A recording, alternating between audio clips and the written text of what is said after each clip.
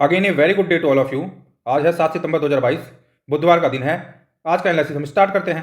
तो first of all जो image आप आपकी स्क्रीन के सामने देख पा रहे हो वो है क्रिकेटर सुरेश रैना जी की, जिन्होंने कि अभी सभी फॉर्मेट से संन्यास ले लिया है। इस इमेज के अंदर डिफरेंट फॉर्मेट्स के अंदर उनकी कैसी परफॉर्मेंस रही है उसके रिगार्डिंग बात की गई है, उसके बारे में बताया गया है। तो इस इमेज के थ्रू आप ये सब चीज़ें देख सकते हो कि उनकी परफॉर्मेंस कैसी रही। फाइनली अभी उन्होंने रिटायरमेंट ले लिया है। काफ़ी लंबे टाइम से ये भारतीय क्रिकेट से जुड़े हुए थे। नेक्स्ट हमारे पास जो है उसमें हमने कुछ ट्वीट्स लगाए हुए हैं। तो फर्स्ट है वो है पीयूष गोयल जी का, जो कि हमारे यूनियन मिनिस्टर है। वो बोल रहे हैं कि हमारे यहाँ पे जो स्ट्रक्चर्ड एजुकेशन है, स्ट्रक्चर्ड एजुकेशन हमारी जो है उसमें मैनेजमेंट का एक प्रिंसिपल बिलीव बन गया है कि एक्चुअली में ग्राउंड रिलेटिव और टेक्स्ट बुक के थ्रू जो नॉलेज दी जा रही है दोनों के अंदर मार्जिनल डिफरेंस है। उसके रिगार्डिंग इन्होंने बोला है यहाँ पे। और नेक्स्ट जो हमारे सामने ट्वीट है, तो कर्नाटका के आईटी जो मिनिस्टर है उन्होंने रिप्रेजेंटेटिव्स जो है सॉफ्टवेयर कंपनीज की उनकी एक मीटिंग बुलाई है, क्योंकि बेंगलोर के अंदर काफ़ी ज़्यादा बारिश हो रही है और जगह जगह पानी भरा हुआ है। तो ये दोनों ट्वीट्स थे जो हमने आपको बता दिए हैं। अब हम आगे बढ़ते हैं और फर्स्ट न्यूज़ हम देखते हैं आज की। तो जो फर्स्ट न्यूज़ है आज की वो है, इंडिया ने अपनी नेशनल कोविड वैक्सीन अचीव की है पहली, और इसको किसने बनाया है? भारत बायोटेक कंपनी ने इसको डेवलप किया है।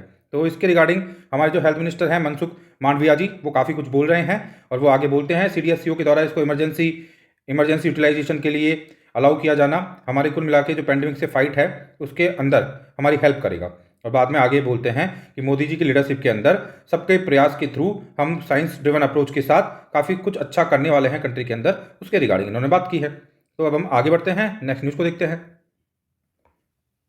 इस न्यूज़ के अंदर बताया गया है कि ईडब्ल्यूएस जो कोटा प्रोवाइड किया गया है उसके खिलाफ आप जानते हैं कि काफ़ी पहले से काफ़ी सारी पेटिशन आई हुई है। तो एक तरह से सुप्रीम कोर्ट ने बोला है कि जितने भी स्टेक होल्डर्स इसमें हैं, like state government, central government और जितने भी पेटिशनर हैं, सभी को एक तरह से क्या करना है, एक को सबको क्रिस्टलाइज करना है पूरे जो इशूज़ हैं उनको, एंड देन फिर सुप्रीम कोर्ट अपनी नेक्स्ट हियरिंग के अंदर चीज़ों को देखेगा।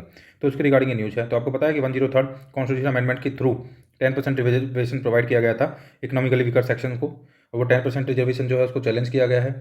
अब यहाँ पे काफ़ी लोग बोल रहे हैं, काफ़ी पेटिशनर्स का मानना है कि ये बेसिक स्ट्रक्चर डॉक्ट्रिन को भी वॉयलेट कर रहा है। ठीक है, तो इसी के रिगार्डिंग नेक्स्ट हियरिंग के अंदर इसको अब सुप्रीम कोर्ट देखेगा। तो उन्होंने एक तरह से बोला है जितने भी स्टेक होल्डर्स हैं सबको कि क्रिस्टलाइज कीजिए आप इशूज़ को। नेक्स्ट न्यूज़ जो हमारे सामने है वो बांग्लादेश के जो प्राइम मिनिस्टर हैं उन्होंने फेवर मांगा है तीस्ता रिवर सॉल्यूशन की रिगार्डिंग, और साथ ही में अदर इशूज़ को भी जल्दी से सॉल्व करने के लिए बोला है। तो यहाँ पे काफ़ी सारे हमारे बीच में डील साइन हुई है इंडिया और बांग्लादेश के बीच में। उसमें से कुशियार वाटर ट्रीटी जो है वो काफ़ी इंपॉर्टेंट है। कुशियारा वाटर ट्रीटी जो है काफ़ी ज़्यादा इंपॉर्टेंट है, तो इसको आपको ध्यान रखना है। और काफ़ी सारे 54 कॉमन रिवर्स इंडिया के बीच में 4000 किलोमीटर की बॉर्डर वगैरह के बारे में बात कर रखी है यहाँ पे, है ना। आपको पता है कि इंडिया सबसे ज़्यादा बॉर्डर जो शेयर करता है वो बांग्लादेश है, जिसके साथ शेयर करता है। ठीक है, इस तरह से मतलब कि डिफरेंट सब बात हुई है काफ़ी सारी, और इसके रिगार्डिंग हमने पहले वाले लेक्चर्स के अंदर भी मतलब कि काफ़ी कुछ जाना है। और काफ़ी सारी रेलवे मिनिस्टर्स की इन सब की भी बायलैटरल टॉक्स वगैरह चल रही हैं, और उसी के रिगार्डिंग यहाँ पे सारी ये न्यूज़ है। अब हम नेक्स्ट न्यूज़ के ऊपर चलते हैं। तो यहाँ पे कुछ दिखाया गया है वाटर, ये खुशियारा रिवर देख लो आप यहाँ पे, है ना। तो ये इसी के रिगार्डिंग खुशियारा वाटर ट्रीटी साइन हुई है। ठीक है, और भी आप रिवर्स देख सकते हो किस तरह से शेयर हो रही है इंडिया और बांग्लादेश के बीच में, सभी रिवर्स को आप इसमें देख सकते हो। अब हम नेक्स्ट न्यूज़ के ऊपर चलते हैं। तो नेक्स्ट न्यूज जो न्यूज़ है वो बता रही है future oil supplies will mostly come from gulf oil minister. ठीक है, तो फ्यूचर ऑयल सप्लाई ज़्यादातर गल्फ से आएगी, वो ऑयल मिनिस्टर बोल रहे हैं। तो इसमें आगे बताया जा रहा है कि Moscow is now India second biggest supplier after Iraq. Iraq के बाद मॉस्को इंडिया का सेकंड बिगेस्ट ऑयल सप्लायर हो गया है। इस चीज़ को आपको ध्यान रखना है। यहाँ पे जो इंपॉर्टेंट पॉइंट है मैं बता देता हूँ इस न्यूज़ के अंदर। India minister of petroleum and natural gas Hardeep Singh Puri, उन्होंने क्या बोला है, most of countries crude oil supplies in next future would come from the gulf countries including Saudi Arabia and Iraq. ठीक है, लेकिन ये ध्यान रखना कि मॉस्को हमारा सेकंड बिगेस्ट ऑयल सप्लायर हो गया है। ठीक है, और यहाँ पे कुछ और इंपॉर्टेंट फिगर्स दिखाए गए हैं जिनको आप देख सकते हो। वैसे इस न्यूज़ में इतना ही काम का था जो मैंने आपको बता दिया है। ठीक है, अब हम आगे बढ़ते हैं। उससे पहले हम देख लेते हैं कि किस तरह से कंट्रीज हैं जो हैं। तो यहाँ पे आप देख सकते हो कि ईरान है, और ये इराक है। ठीक है, ये सऊदी अरबिया है, सीरिया है, ये सभी गल्फ कंट्रीज जो हैं। और गल्फ जो रीजन है काफ़ी इंपॉर्टेंट रीजन है, हमारे ऑयल की डिमांड को फुलफिल करने के अंदर काफ़ी वाइटल रोल प्ले करता है। तो इन सभी की लोकेशन आपको ध्यान रखनी है, यूएई की, ओमान की, यमन की, इजिप्ट की, लेबनान की। ठीक है, लेबनान में बैरूत में धमाका हुआ था आपको पता है, इजराइल की, जॉर्डन की। ठीक है, सिनाइन पेनिनसुला है, इसको भी ध्यान रखना है। इराक हो जाता है, ईरान हो जाता है। ठीक है, यूएई, बहरीन, कतर वगैरह सभी को आपको अच्छे से देख लेना है, क्योंकि यहाँ से क्वेश्चन बनने की पॉसिबिलिटीज़ हमेशा बनी रहती है। अब हम आगे चलते हैं, नेक्स्ट न्यूज़ को हम देखते हैं। तो यहाँ पे मूडीज जो है उन्होंने बोला है कि global challenge won't dent India's recovery. जो ग्लोबल चैलेंज है और जो चल रहा है अभी सिनेरियो ग्लोबली, वो इंडिया की रिकवरी को इतना ज़्यादा डेंट नहीं करेंगे, प्रॉब्लम नहीं करेंगे इंडिया की रिकवरी में, ये मूडीज ने बोला है। रेटिंग एजेंसी आपको पता है काफ़ी अच्छे से ratings firm lower FY financial 23 की जो लोअर ग्रोथ की रेट है उसके फोरकास्ट को थोड़ा कम कर दिया है। किसने? मूडीज ने 7.6 कर दिया है। और ये जो रेटिंग रखी है Baa3 रखी है रेटिंग फॉर कंट्री। तो उनमें मूडी बोल रही है, जो मूडी मूडीज जो है रेटिंग एजेंसी वो बोल रही है एक तरह से कि भाई बहुत सारे ग्लोबल शॉक्स आए हुए हैं, इन्फ्लेशन है ग्लोबली, रिसर्च आप एक तरह से बोल सकते हो कि ग्लोबल सिनेरियो बहुत ज़्यादा अच्छा नहीं चल रहा है, क्योंकि यूक्रेन रशिया वॉर भी चल रहा है। इंडिया नहीं, अमेरिका और चाइना के बीच में भी काफ़ी ज़्यादा दिक्कतें हैं, और जिस तरह से पूरा सिस्टम बना हुआ है अभी, उसके बावजूद इंडिया की रिकवरी के अंदर इतना ज़्यादा इंपैक्ट नहीं पड़ेगा, और उन्होंने हमारी हालांकि थोड़ा कट की है, इन्फ्लेशन वगैरह काफ़ी ज़्यादा है, इसकी वजह से रेटिंग्स को ना और फॉरकास्ट को, बट फॉरकास्ट को बेसिकली है ना 7.6% रखा है फॉरकास्ट को, और इन्होंने जो हमें रेटिंग दी है वो BA3 दी है। तो इतना ही था, इतना इंपॉर्टेंट था इसके अंदर। तो हम बोल सकते हैं कि काफ़ी हद तक मूडीज़ बोलना चाह रहा है कि हम ग्लोबल स्टॉक्स वगैरह से काफ़ी ज़्यादा प्रभावित नहीं होंगे, थोड़े हम इम्यून हैं उन सबसे, ऐसा इंडिया के लिए मूडीज़ जो है रेटिंग एजेंसी बोल रही है। अब नेक्स्ट न्यूज़ के ऊपर चलते हैं। तो जो सुप्रीम कोर्ट है उसने पंजाब और हरियाणा के सीएम से बोला है कि आप मीटिंग कीजिए और एसवाईएल कनाल क्या है, सतलज यमुना लिंक कनाल के डिस्प्यूट को रिजॉल्व कीजिए। तो काफ़ी लॉन्ग पेंडिंग डिस्प्यूट हो चुका है, और ये काफ़ी बड़ा एक मतलब टोल आ रहा है इसका पूरा लोगों के ऊपर। तो इसके रिगार्डिंग उन्होंने बोला है कि आपको मीटिंग करके इसको रिजॉल्व करना चाहिए और रिजॉल्व कीजिए। सुप्रीम कोर्ट ने बोला है पंजाब और हरियाणा के सीएम्स को। तो हम देख लेते हैं किस तरह से पूरा कैनाल का पूरा प्रोजेक्ट है वो किस तरह से है। तो ये हमारे सामने नेक्स्ट न्यूज़ है, इसमें हम देख सकते हैं नेक्स्ट जो हमारे पास इमेज है इसमें, देखो ये यहाँ पे सतलज रिवर जा रही है, गोविंद सागर डैम है, भाखड़ा डैम है, यहाँ पे नांगल डैम है। तो ये सबका भी आपको ध्यान रखना है ना, जो सतलज रिवर के अंदर, सतलज रिवर जब यहाँ से जा रही है इस तरह से, तब यहाँ पे यहाँ से एक लिंक किया जा रहा है, इस लिंक को इस तरह से कनेक्ट कर दिया जा रहा है किससे, यमुना कैनाल देखो ये हो गई है, और ये दोनों कैनाल को यहाँ से इस तरह से लिंक करके ये यमुना रिवर आपके यहाँ पे है ही। तो ये यमुना सतलज लिंक हेड है, ये जैसे बोल सकते हैं 92 किलोमीटर कैनाल ऑलरेडी कंप्लीटेड हो चुकी है। और यमुना सतलज लिंक कैनाल के बारे में यहाँ पे बता रखा है पूरा का पूरा, काफ़ी इंपॉर्टेंट कैनाल है, काफ़ी इंपॉर्टेंट प्रोजेक्ट है ये, है ना। The canal once completed will enable sharing of the water of the rivers Ravi and Beas between Haryana and Punjab. एक बार जब ये कैनाल कंप्लीट हो जाएगी तो रवि और ब्यास का जो पानी है वो हरियाणा और पंजाब के बीच में शेयर होगा, ठीक है। और आगे बता रखा है कि Sutlej Yamuna link canal is propose 214 kilometre long canal connecting Sutlej and Yamuna river. तो 214 किलोमीटर लंबी कैनाल है ये, उसमें से 92 किलोमीटर कैनाल कंप्लीट हो चुकी है। इस चीज़ का आपको ध्यान रखना है। वाटर रिसोर्सेज आज अंडर द स्टेट लिस्ट होते हैं, इसको भी आपको ध्यान रखना है। ऑल द पार्लियामेंट है the power to make laws regarding inter state rivers under the union list. दोनों ही चीज़ें इंपॉर्टेंट है प्रीलिम्स पॉइंट ऑफ व्यू से, आपको याद रखनी है कि वाटर रिसोर्सेज जो होते हैं वो स्टेट लिस्ट में आते हैं, लेकिन पार्लियामेंट के अंदर पावर है इसको लॉज बनाने की इंटर स्टेट रिवर्स की रिगार्डिंग, ठीक है, अंदर यूनियन लिस्ट। तो ये सभी आपको याद रखना है। अब हम आगे बढ़ते हैं और नेक्स्ट न्यूज़ को देखते हैं। तो ये 0 FIR की रिगार्डिंग न्यूज़ है, yet to get 0 FIR against the IAS officer, Deogarh SP ने बोला है। तो ये पूरा सिनेरियो क्या रहा है इसको हम आगे भी देखेंगे एडिटोरियल के अंदर, और अभी भी यहाँ पे हम थोड़ा सा देख लेते हैं कि FIR इन्वॉक्स सेडिशन कॉन्स्पिरेसी लॉ। तो अब मैं पूरी इवेंट आपको बता देता हूँ कि हुआ क्या है कि झारखंड के अंदर बेसिकली कि अभी विजिट के ऊपर गए हुए थे BJP के MP है निशिकांत दुबे जी, ठीक है, और साथ ही साथ में उनके साथ एक पूरी टीम गई थी और भी MP थे, एंड उनके खिलाफ वहाँ पे केस कर दिया गया है, क्योंकि ऐसा बताया जा रहा है कि उन्होंने फोर्स किया काफ़ी हद तक एयर ट्रैफिक कंट्रोल जो ऑफिसर्स वगैरह हैं उन सबको, और फोर्सफुली मतलब कि उन्होंने फ्लाइट करवाई अपनी वहाँ से। तो इस वजह से उनके ऊपर काफ़ी FIR हुई, इसमें बहुत सारे उनके ऊपर चार्ज लगाए गए। तो उसी के लिए 0 FIR मतलब दिल्ली के अंदर डाली गई है, किसके खिलाफ, तो देवगढ़ के कौन थे, देवगढ़ के डेप्यूटी कमिश्नर मंजूनाथ भजंत्री के लिए, और उनके खिलाफ ही मतलब कि FIR 0 FIR। तो बोल रहे हैं इसमें देवगढ़ SP की अभी हमारे पास कुल मिला के उसकी जो है 0 FIR की कॉपी नहीं आई है ना, फिजिकल कॉपी हमारे पास नहीं आई है, तो अभी तक ये बात इसके रिगार्डिंग बोली है। तो यहाँ पे बोलते हैं सुभाष चंद्र जाट SP देवगढ़ बोलते हैं, we are yet to receive a hard copy of the FIR from Delhi police, only after we get the copy can we register a case. तो ये पूरी न्यूज़ कैसे डेवलप हुई है इसको हम फर्दर एक एडिटोरियल के अंदर देखेंगे। अब हम नेक्स्ट न्यूज़ के ऊपर चलते हैं। तो नेक्स्ट न्यूज़ जो हमारे सामने है वो हिल्सा फिश की रिगार्डिंग है। तो हिल्सा फिश जो है कोलकाता आ चुकी है बांग्लादेश से, और काफ़ी ज़्यादा इंपॉर्टेंट एक फिश है जो काफ़ी ज़्यादा न्यूज़ में बनी रहती है बांग्लादेश और इंडिया के रिलेशंस को लेके। और 2450 टन ऑफ द फिश को बांग्लादेश ने अलाउ किया इंडिया के लिए, और इसको क्वीन ऑफ फिश भी बोलते हैं, जिसे मसीर रानी बोलते हैं ना, तो इसको ध्यान रखना है आपको। तो इसके रिगार्डिंग काफ़ी बार बैन लगता रहता है, फिर स्टार्ट हो जाता है, लाइक इंडिया को 2012 के अंदर बैन कर दिया गया था एक्सपोर्ट इंडिया के इसका, इस वाली फिश का, है ना। लेकिन अभी रिसेंटली क्या कर दिया गया है कि दोबारा से अलाउ कर दिया गया है, और काफ़ी फिश यहाँ पे आ रही है इंडिया के अंदर। तो हिल्सा फिश आपको नाम याद रखना है, machine Rani queen of fish भी बोला जाता है इसको, और ये काफ़ी इंपॉर्टेंट फिश है एक। ओके, आगे हम चलते हैं PM3 स्कीम के बारे में देखते हैं। तो PM3 जो स्कीम है उसके लिए 14500 द नंबर ऑफ स्कूल्स, तो मतलब इतनी जो स्कूल्स है 14500 स्कूल्स को एक तरह से डेवलप किया जाएगा एक नए मॉडल के ब्याह पे PM3 स्कीम के अंदर। नरेंद्र मोदी जी ने अनाउंस किया है टीचर्स डे के ऊपर इसको, और मोदी जी ने बोला है कि developed under the new scheme would become, ये मॉडल स्कूल्स होंगी, और मॉडल स्कूल्स ये होंगी, और इनको काफ़ी अच्छी स्कूल्स बनाया जाएगा। न्यू एजुकेशन पॉलिसी की जो स्पिरिट है उसको ये पूरी तरह से फुलफिल कर रही होंगी, और इनके अंदर मोर एक्सपीरियंशियल, ज़्यादा experiential, integrated and inquiry driven, मतलब कुल मिला के सब कुछ अच्छा रहने वाला है इन स्कूल्स के अंदर, ये बात बोली जा रही है यहाँ पे, है ना। अब देख लेते हैं PM3 स्कीम के रिगार्डिंग है क्या है PM3 स्कीम जो है। तो according to ministry of education तो आपको पता है मिनिस्ट्री ऑफ एजुकेशन कौन सी है, मिनिस्ट्री ऑफ HRD जो तो ह्यूमन रिसोर्स डेवलपमेंट मिनिस्ट्री को ही अब कुल मिला के मिनिस्ट्री ऑफ एजुकेशन बना दिया गया है। तो आपको अच्छे से याद रखना है। According to ministry of education the scheme will be called PM3 school scheme या PM3 schools, sorry, the scheme will be called PM3 school. तो इस स्कीम का फुल फॉर्म क्या है? PM school for rising India. Under it as many as 14500 schools across states and union territories will be redeveloped to reflect the key features of NEP। ठीक है, 2020 के की features को रिफ्लेक्ट करने के लिए इतनी सारी स्कूल्स को इस तरह से डेवलप किया जाएगा। ये कौन सी स्कीम है? एक सेंट्रली स्पॉन्सर्ड स्कीम है, सेंट्रली स्पॉन्सर्ड स्कीम है for the upgradation and development of the schools. It aims at strengthening the selected existing schools from amongst schools manage by central government, state and UT and local bodies वगैरह। ये सब कुछ बात यहाँ पे बोली गई है PM3 स्कीम के रिगार्डिंग। अब हम आगे चलते हैं, आगे बढ़ते हैं। अब हम एडिटोरियल्स देख लेते हैं आज के।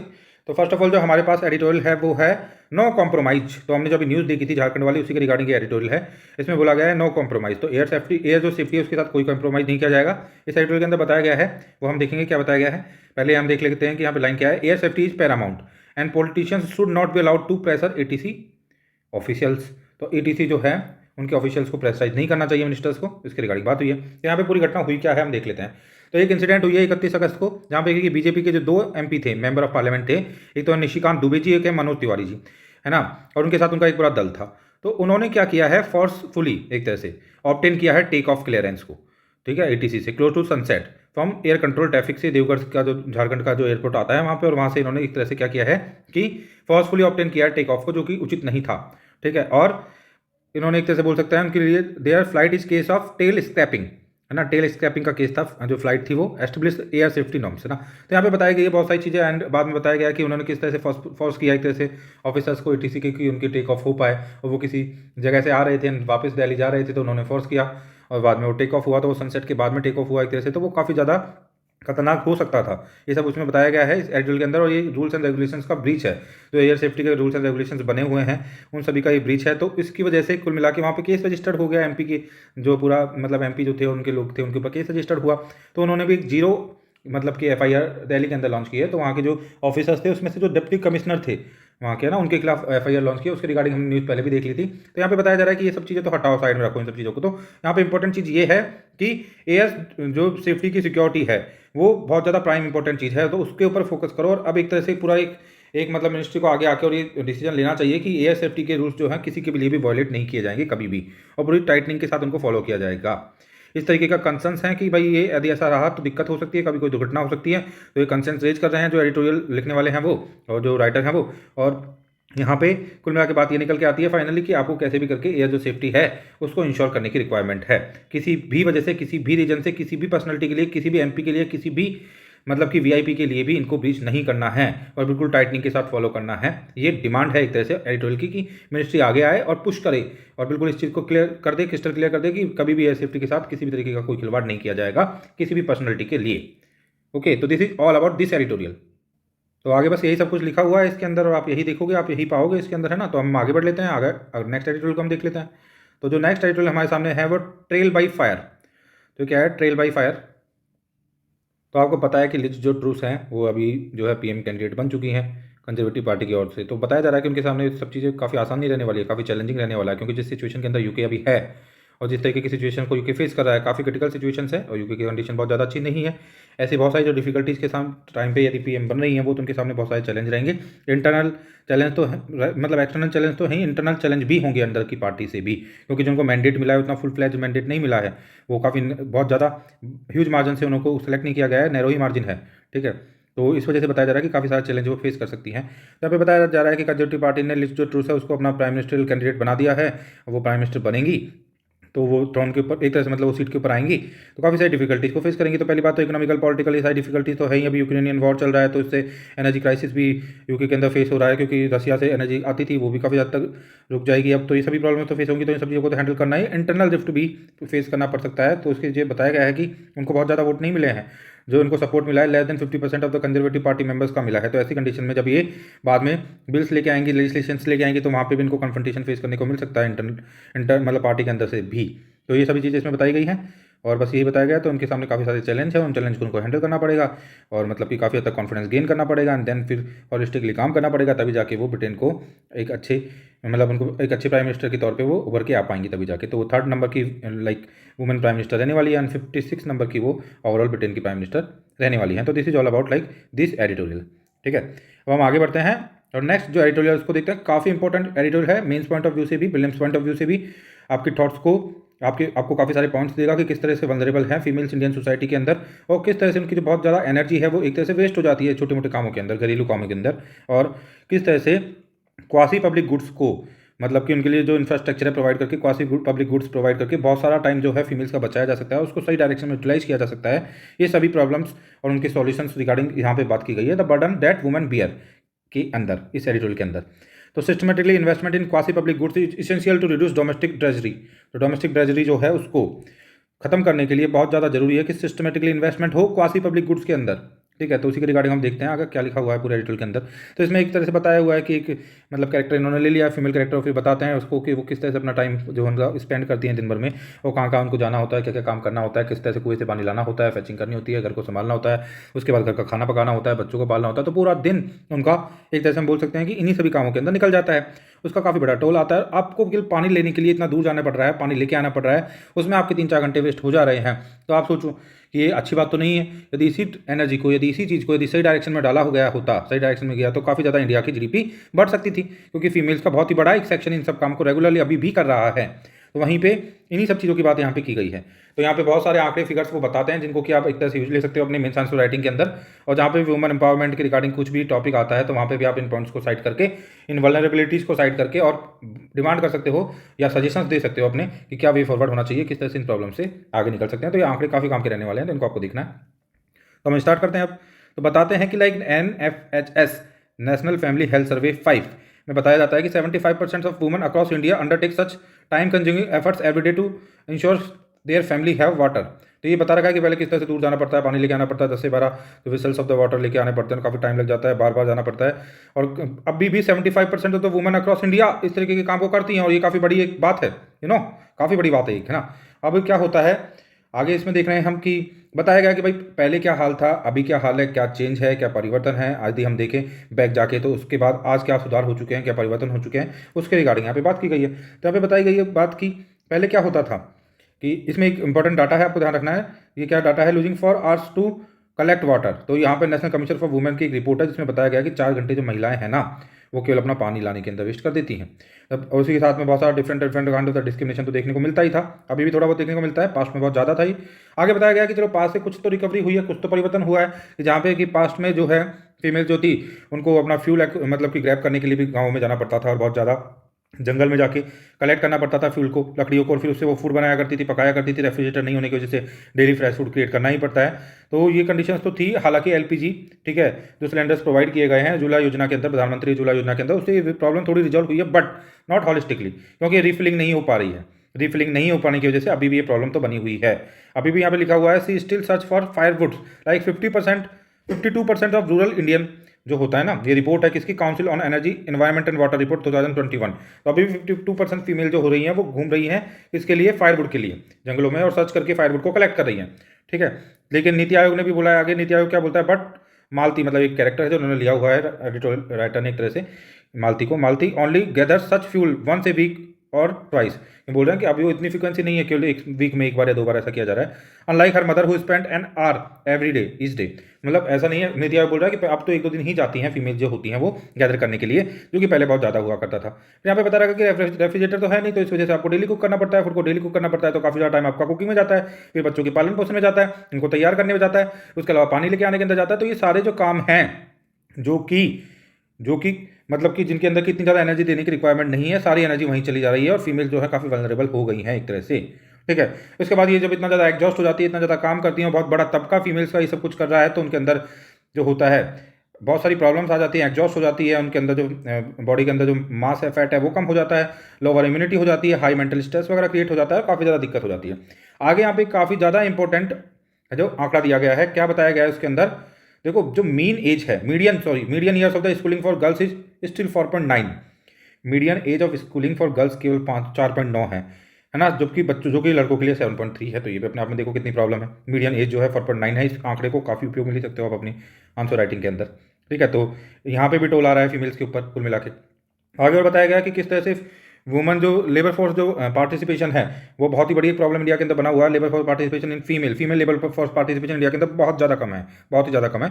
केवल 17% है, जो कि मिड 2000 में, मतलब जो कि 2001, 2, 3, 4, 5 में 35% के आसपास हुआ करता था, अब केवल 17% रह गया है।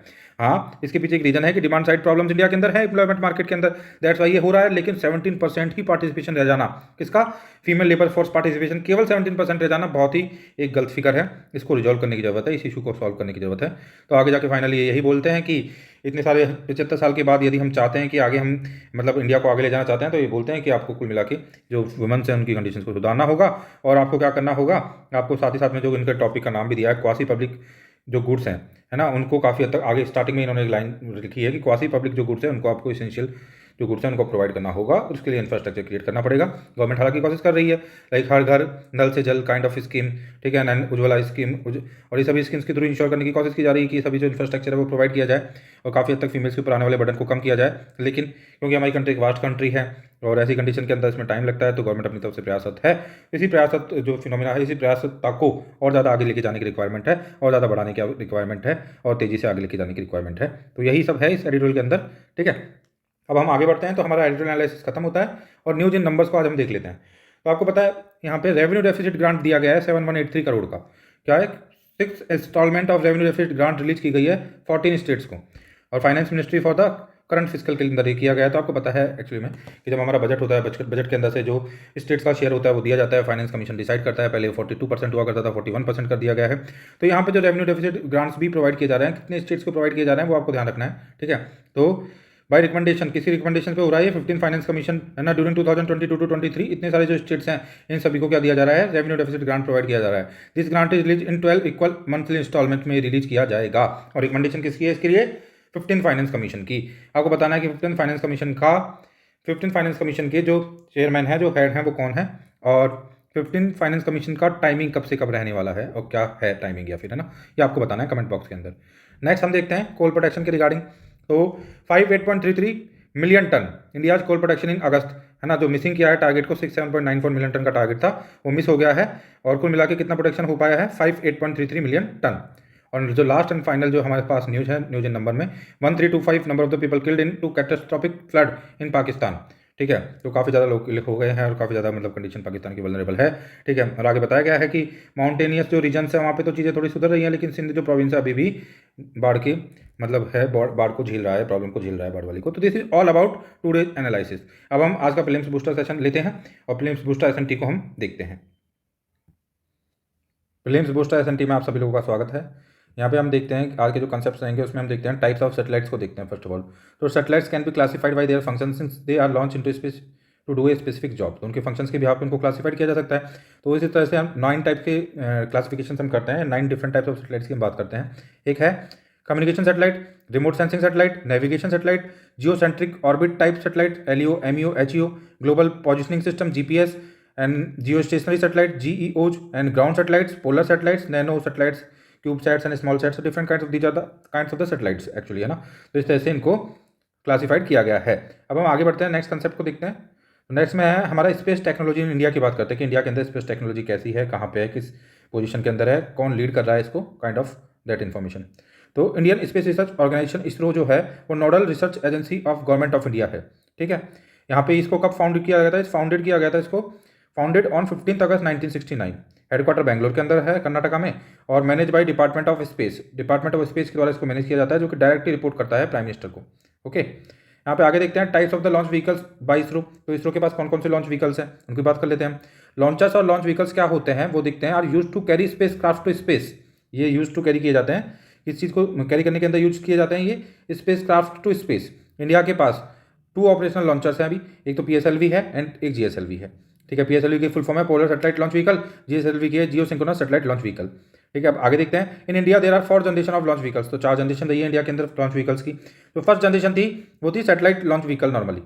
जो सेकंड जनरेशन आई थी वो आई थी ऑगमेंटेड सैटेलाइट लॉन्च व्हीकल।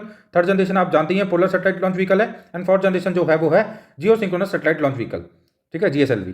अब आगे बढ़ते हैं अब हम देखते हैं आगे तो आगे बताया गया है PSLV कैन डिलीवर, PSLV के रिगार्डिंग यहाँ पे बताया गया है। हम PSLV को देख लेते हैं। तो PSLV काफ़ी इंपॉर्टेंट है, ध्यान रखना है। स्पेसिफिकेशन PSLV के क्वेश्चन के तौर पे पूछे जा सकते हैं किसी भी एग्जाम के अंदर, तो आपको अच्छे से देखना है इसको। तो ये लो अर्थ ऑर्बिट के अंदर तो कितना ले जा सकता है 3250 kg तक की चीज़ों को ये क्या ले जा सकता है, सेटेलाइट को ये लो अर्थ ऑर्बिट में ले जा सकता है PSLV। और जो आपका सन सिंक्रोनस ऑर्बिट है उसके अंदर ये 1600 kg को ले जा सकता है, और जियो सिंक्रोनस ट्रांसफर ऑर्बिट के अंदर ये 1400 kg तक के सेटेलाइट को ले जा सकता है। इस चीज़ को आपको ध्यान रखना है। PSLV polar satellite launch vehicle जो है वो मोस्ट फेमस जो लॉन्च रहे हैं PSLV के वो देख लेते हैं हम। तो चंद्रयान फर्स्ट जो 2008 में लॉन्च किया गया था, एंड मंगलयान जो मार्स ऑर्बिट मिशन जो था मंगलयान जो 2013 में लॉन्च किया गया, और PSLV C-37 है ना लॉन्च 104 सेटेलाइट। तो ये काफ़ी इंपॉर्टेंट लॉन्चेज रहे हैं एक तरह से हम बोल सकते हैं PSLV के, जो इन्होंने किए हैं। PSLV ने जो किया है लॉन्चेज, उसमें एक चंद्रयान फर्स्ट है, मंगलयान है 2013 वाला, और PSLV C-37 काफ़ी इंपॉर्टेंट लॉन्च किए हैं इसने। क्या किया था इसने 104 सेटेलाइट्स को 15 फरवरी 2017 को लॉन्च किया था, and the highest number of the satellite launch in a single flight so far. Highest satellite launching है सिंगल फ्लाइट के अंदर सो फार की अब तक की 104 सेटेलाइट्स को लॉन्च किया जाना PSLV C-37 के अंदर। तो ये इंपॉर्टेंट लॉन्चेज रहे हैं इसके PSLV के, आपको ध्यान रखना है। आगे हम बढ़ते हैं जियो सिंक्रोनस सेटेलाइट लॉन्च व्हीकल के बारे में, GSLV के बारे में बात कर लेते हैं। तो GSLV जो है 3 स्टेज लॉन्च व्हीकल होता है। First of all you have to understand 3 stage होता है ये, ठीक है। इसमें क्या होता है with solid fuel in first stage में इसमें सॉलिड फ्यूल होता है, लिक्विड होता है सेकंड स्टेज में, क्रायोजेनिक होती है थर्ड स्टेज जो होती है। GSLV के अंदर 3 स्टेज होती है, अच्छे से आपको ध्यान रखना है। It was developed primary to launch communication satellites, जो इनसैट सीरीज होती है कम्युनिकेशन सेटेलाइट्स को लॉन्च करने के लिए प्राइमरली इसको डेवलप किया गया था, और काफ़ी भारी थे वो कम्युनिकेशन सेटेलाइट्स भी, of 2.5 ton class in geostationary transfer orbit के अंदर, and about 4.5 ton class in low earth orbit LEO के अंदर 4500 किलोग्राम तक के, और 2500 किलोग्राम तक के जियो स्टेशनरी ट्रांसफर ऑर्बिट के अंदर। तो ये था। इसके बाद आगे देखते हैं GSLV के अंदर ही क्या है, GSLV MK2, ये क्या है इसको देख लेते हैं। This is the largest launch vehicle developed by India which is currently, जो कि अभी ऑपरेशन के अंदर है। Fourth generation launch vehicle is a 3 stage vehicle with 4 liquid strap ons. The indigenously developed cryogenic upper stage CUS forms the third stage of the GSLV MK2, ठीक है। Lift of mass कितना है इसका 4.14 turns. तो GSLV MK2 के बारे में आपको ध्यान रखना है, काफ़ी इंपॉर्टेंट है। अब आगे बढ़ते हैं और नेक्स्ट देखते हैं। तो इस GSLV MK3 के बारे में बताया गया है, यहाँ पे देखते हैं क्या बताया गया है। This is a 3 stage heavy lift rocket, this is a 3 stage, ये भी 3 स्टेज है ना, क्योंकि GSLV तो 3 स्टेज है। Heavy lift rocket with N indigenous cryogenic engine in third stage, इसमें इसकी थर्ड स्टेज में इंडिजीनियसली बिल्ट क्रायोजेनिक इंजन है। GSLV MK3 इसको इसरोज फैट बॉय भी बोलते हैं। Is design to carry 4 ton class of satellite into geosynchronous transfer orbit. तो 4 ton class of satellites को जियो सिंक्रोनस ट्रांसफर ऑर्बिट में ले जाने के लिए GSLV MK3 को डिजाइन किया गया है, और अबाउट 10 टन ऑफ, और 10 टन तक का सेटेलाइट ये ले जा सकता है लो अर्थ ऑर्बिट के अंदर। काफी इंपॉर्टेंट है ये स्पेसिफिकेशंस, आपको याद रखना है, क्वेश्चन बन सकता है, फ्रेम हो सकता है इन स्पेसिफिकेशंस को यूज में लेते हुए। Which is about twice the capability of the GSLV MK2, जो कि GSLV MK2 की कैपेबिलिटीज का ट्वाइस है। मोस्ट फेमस जो काफ़ी फेमस इसके जो लॉन्चेज रहे हैं उसमें है, फेमस लॉन्चेज में इंजेक्टेड चंद्रयान सेकंड 2, मतलब चंद्रयान सेकंड जो था वो एक इंपॉर्टेंट इनका मतलब कि लॉन्च रहा है। सेकंड लूनर मिशन इनटू, और उसके बाद अर्थ पार्किंग ऑर्बिट 22 जुलाई 2019 को, ठीक है, सतीश धवन स्पेस स्टेशन से किया गया था, श्रीहरिकोटा से launch. Further India first human space flight Gaganyaan to be launch using MK3, ये बहुत ज़्यादा इंपॉर्टेंट है। 2022 के अंदर जो first human space flight Gaganyaan जाने वाला है वो भी लॉन्च किया जाएगा MK3 के द्वारा, GSLV MK3 के द्वारा। तो काफ़ी ज़्यादा इंपॉर्टेंट हो जाता है GSLV MK3। एंड फाइनली हम देखते हैं, लास्ट है ये स्लाइड आज की, स्मॉल सैटेलाइट लॉन्च व्हीकल। काफ़ी ज़्यादा न्यूज़ में चल रहे हैं आजकल, काफ़ी ज़्यादा इंपॉर्टेंट है ये, यहाँ से क्वेश्चन बनने की संभावना बहुत ज़्यादा है, तो पूरे फोकस के साथ आपको इसको देखना है। स्मॉल सैटेलाइट लॉन्च व्हीकल क्या है? Designed by ISRO's Vikram Sarabhai space centre to launch payload capacity of 500 kilogram to LEO and 300 kilogram to sun synchronous orbit for launching small satellites, ठीक है। ऑब्जेक्टिव क्या है इसका ऑब्जेक्टिव है to commercially launch small satellites at a lower price, सस्ते price में, कम price में लॉन्च करना है कमर्शियल सैटेलाइट्स को, एंड हायर लॉन्च रेट, और लॉन्च रेट काफ़ी ज़्यादा होगी इसकी edge compare to PSLV। Unlike the PSLV and GSLV, SSLV can be assembled both vertically and horizontally, ये भी इंपॉर्टेंट चीज़ आपको ध्यान रखना है। The first 3 stage of the vehicle will use a solid propellant, तो इसमें प्रोपोलेंट यूज में लिया जाएगा सॉलिड वाला फर्स्ट 3 स्टेज के अंदर। और जो 4th स्टेज होगी वो क्या होगी? Being a velocity trimming module, इसमें 4th स्टेज में वेलोसिटी ट्रिमिंग मॉड्यूल होगा। तो ये स्पेसिफिकेशन जो है स्मॉल सैटेलाइट लॉन्च व्हीकल्स के आपको याद रखने हैं। SSLV के ये जो स्पेसिफिकेशंस है, स्मॉल सैटेलाइट लॉन्च व्हीकल के जो ये स्पेसिफिकेशंस हैं आपको याद रखने हैं, इनके ऊपर क्वेश्चन फ्रेम हो सकता है। तो दिस इज ऑल अबाउट आज के जो पूरा एनालिसिस था उसके रिगार्डिंग यही सब कुछ था। धन्यवाद।